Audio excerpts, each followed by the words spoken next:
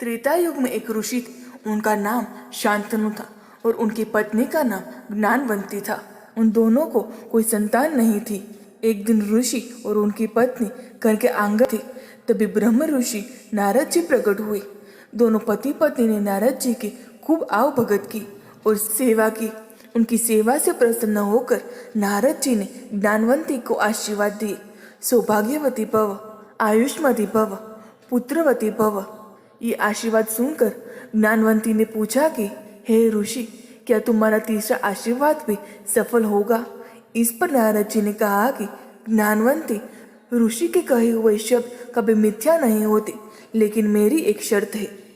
तुम्हें पुत्र प्राप्त करने के लिए दोनों को नैमिषारण्य वन में वर्ष तक ब्रह्मा जी की कठोर तपस्या करनी पड़ेगी। तब ऋषि और उनकी पत्नी ने नारद जी के बताए अनुसार नैमिषारण्य वन में जाकर ब्रह्मा जी की कठोर तपस्या की। उनकी तपस्या से प्रसन्न होकर ब्रह्मा जी ने उन्हें दर्शन दिए और वर मांगने को कहा। शांतनु बोले, हे प्रभु, मुझे पुत्रवान होने का वर दो।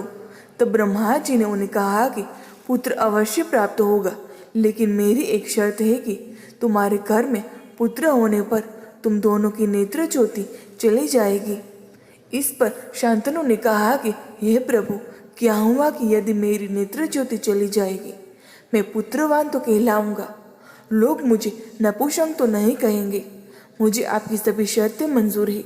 इस पर ब्रह्मा जी ने कहा कि मैं तुम्हें आशीर्वाद देता हूँ कि तुम्हें पुत्र प्राप्ति होगी, और यह भी आशीर्वाद देता हूँ कि तुम्हारे इस पुत्र का नाम संसार में युगों युगों तक याद किया जाएगा।